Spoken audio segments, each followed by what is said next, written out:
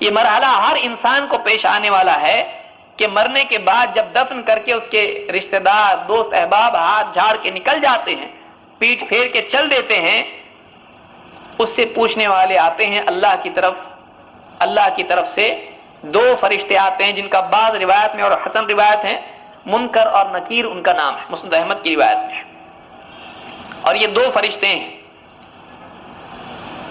یہ آ کر دونوں فرشتے اس کو ڈانٹ کر سوال پوچھتے ہیں۔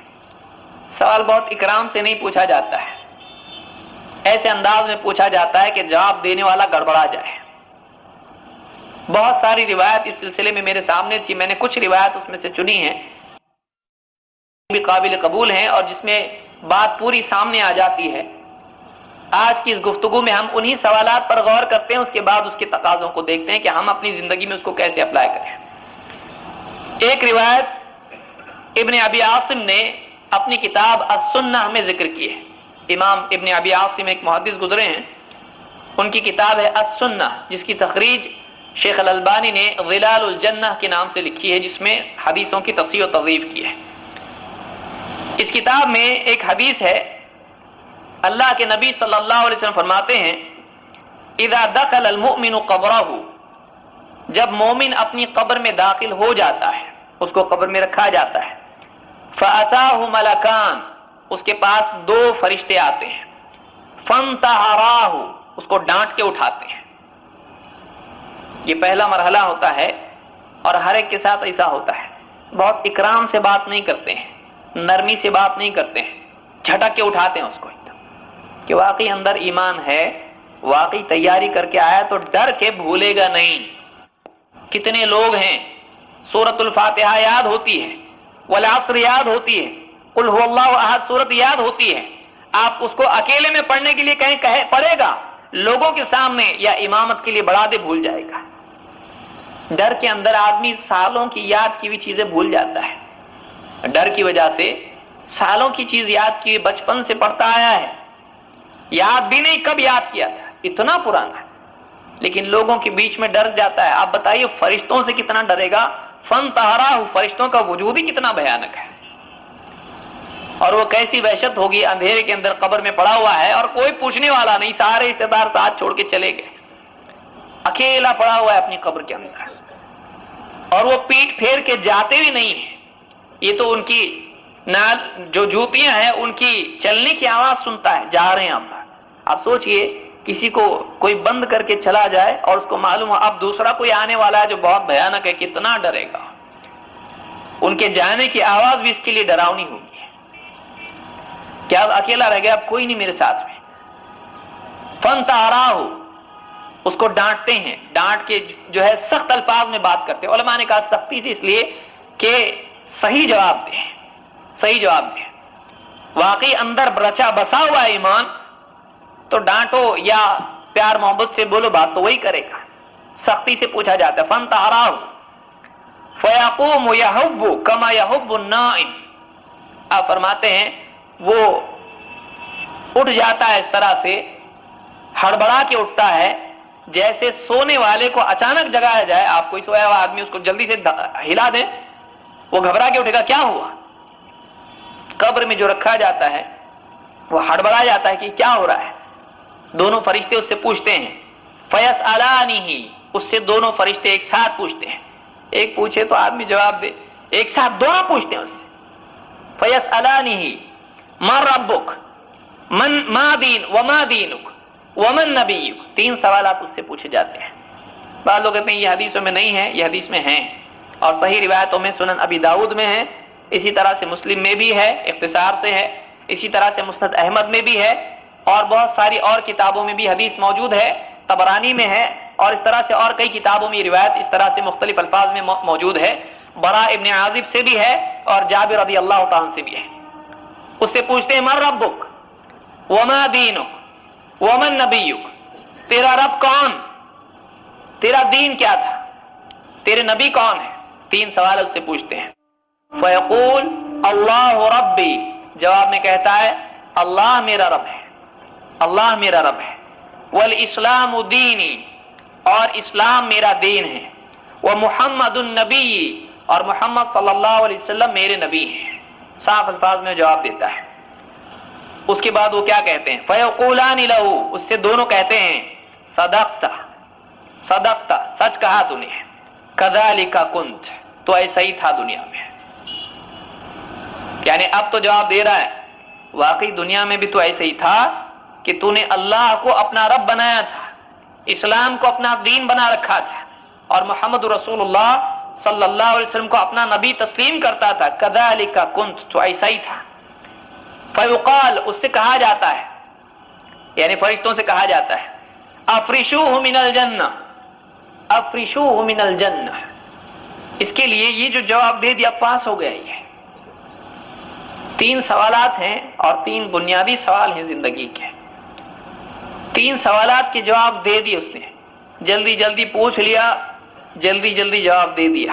یہ پہلا انٹرویو ہے جو اللہ کی طرف سے ہر انسان کا ہوتا ہے، اور یہ اتنا اہم اس سے مکالمہ، اتنا اہم انٹرویو اس کا ہے.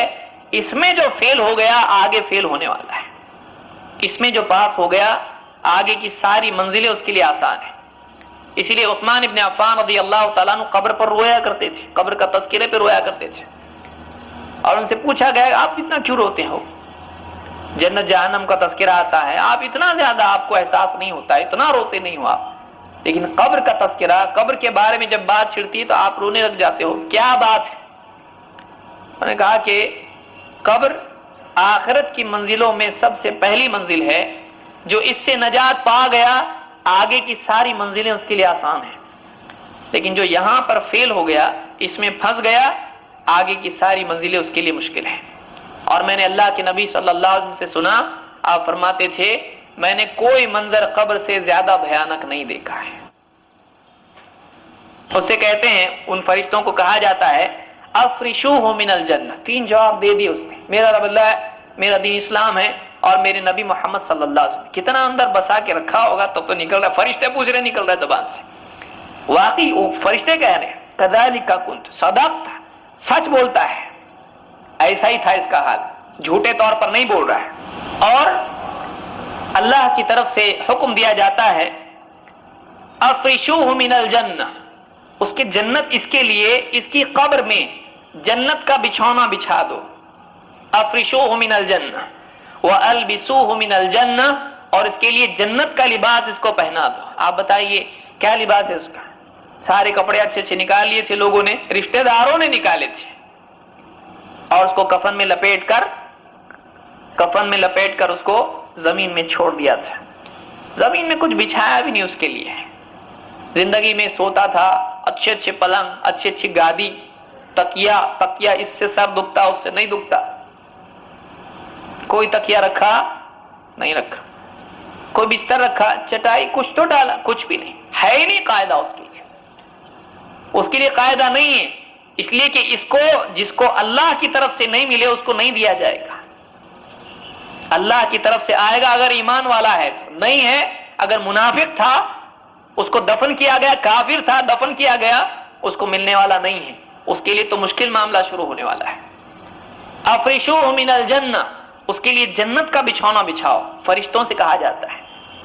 اور وَأَلْبِسُوهُ مِنَ الْجَنَّةِ، اس کے لیے جنت کا لباس اس کو پہنا دو. آپ بتائیے، ایک آدمی غریب آدمی تھا، پہننے کے لیے ڈھنگ کے کپڑے نہیں تھے، نماز کو کھڑا ہوتا تھا تو شرماتا پڑتا تھا کہ یہاں سے پھٹا ہوا ہے، یہاں سے پھٹا ہے، جیب پھٹی ہے، بٹن ٹوٹا ہوا ہے، اور میلے کچیلے کپڑے ہیں. محنت کر کے کماتا کھاتا ہے، کوئی پوچھنے والا نہیں، راستے میں کوئی رکا کے بول نہیں سکتا ہے کہ بھائی آپ کون ہو، آپ اتنے اچھے انسان، کوئی پوچھنے والا نہیں.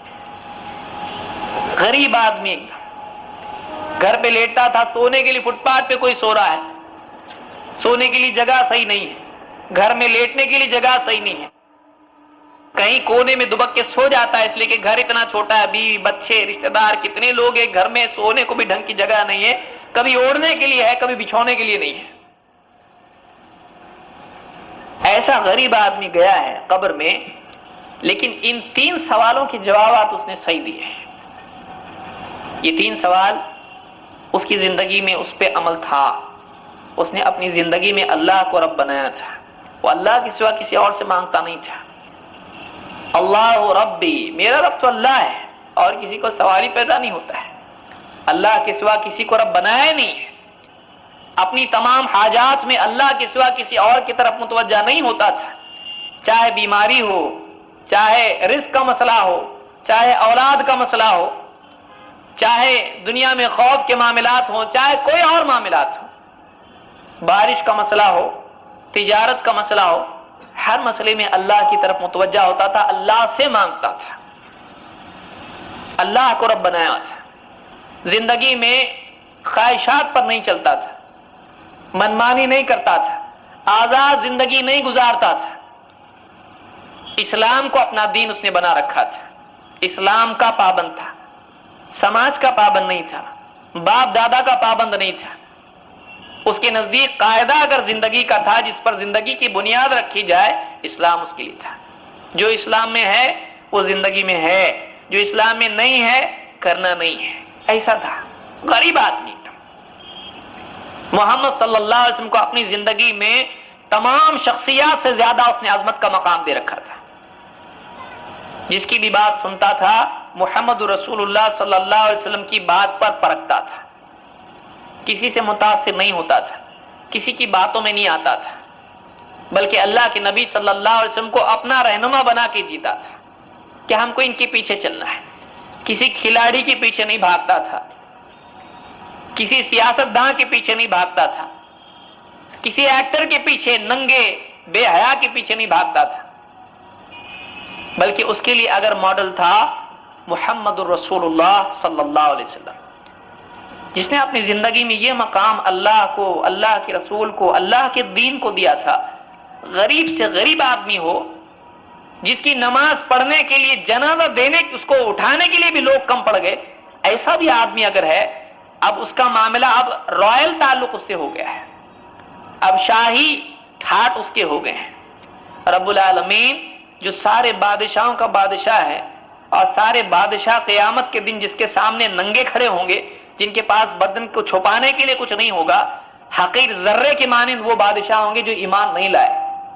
وہ رب العالمین جس کے سامنے فرعون بھی کچھ نہیں کر سکے گا، اپنے آپ کو بچا نہیں سکے گا، وہ اللہ ہے. اس کی طرف سے اب اس کے ساتھ خاص معاملہ ہو رہا ہے کہ اس کے لیے جنت کا بچھونا، اللہ کی طرف سے جنت کا بچھونا. ابھی جنت میں گیا نہیں، ابھی جنت میں گیا نہیں، اب معلوم نہیں کب تک پڑا رہی ہے. قیامت کب آئے گی، پھر حساب ہوگا، پھر پل صراط پہ سے جائے گا، پھر جنت میں جائے گا. ایک دن ہوگا، مر گیا، اس کو دفن کر کے رشتہ دار چلے گئے. اب رشتہ دار بھی کھائے نہیں، کپڑے بدلے نہیں، کھانا نہیں کھائے، پیے نہیں، کچھ نہیں، سوئے نہیں، کچھ نہیں. ابھی اس کا آرام شروع ہو گیا، اس کا آرام شروع ہو گیا. آپ بتائیے، قبر انسان کے لیے راحت کی جگہ ہے یا پھر مصیبت کی جگہ ہے؟ لیکن اس آدمی کے لیے راحت ہے جس کی راحت دین میں تھی، جس کی راحت دین میں تھی. اللہ کے نبی صلی اللہ علیہ وسلم فرماتے ہیں فیقول افرشوہ من الجنہ، فیقال افرشوہ من الجنہ والبسوہ من الجنہ. اس کو جنت کا بچھونا بچھا دو، اس کو جنت کا لباس دے دو. فیقول، اب یہ جو دیکھتا ہے کہ یہاں سے یہ ایسا شروع ہو گیا، جب قبر ایسی ہے تو جنت کیسی ہوگی؟ جب قبر سے یہ ٹھاٹ ہے تو جنت کا کیا معاملہ ہوگا؟ قبر ہی میں وہ جو مرا ہوا انسان ہے، وہ ایمان والا شخص ہے، قبر میں کہنے لگتا ہے فیقول دعونی حتی آتی اہلی، چھوڑو مجھ کو میرے گھر والوں کے پاس جانے دو. کون سے گھر والے؟ یہ نہیں، وہ جو جنت والے ہیں. دعونی حتی آتی اہلی فیقولان لہ، اس کو بولتے نہیں، سکون، ابھی نہیں، جا نہیں سکتا تو، ابھی ٹائم ہے تیرے لیے، ابھی قیامت آئے گی، اس کے بعد میں حساب ہوگا، اس کے بعد جنت ہے، ابھی اتنے جلدی نہیں جا سکتا. کہ ایک آدمی اتنا اچھا معاملہ اس کے ساتھ قبر میں ہوتا ہے، اس کو دفن کر کے شاید ہی 15 منٹ ہوئے ہوں گے، ہے کہ نہیں؟ حدیث میں کیا ہے، جب وہ پیٹ پھیر کے چلتے ہیں جوتوں کی آہٹ سنتا ہے، 40 قدم بھی نہیں گئے کہ یہ آ جاتے ہیں. 15 منٹ اس کو دفن کر کے شاید ہی ہوئے ہوں، اس کے لیے جنت کا بچھونا ہے، اس کے لیے جنت کا لباس ہے. کہتا ہے اللہ قیامت کا، ایک روایت میں ہے کہنے لگتا ہے اے اللہ رب اقم الساعہ، اے اللہ قیامت قائم کر دے، اے اللہ قیامت قائم کر دے، تاکہ میں اپنے اہل و عیال میں جا کے مل جاؤں، میری جو ہے ساری تیری نعمتیں میں استعمال کرنا شروع کرتا ہوں. یہ ایمان والے کے ساتھ میں ہوتا ہے. اس حدیث کو امام ابن ابی عاصم نے السنہ میں ذکر کیا ہے.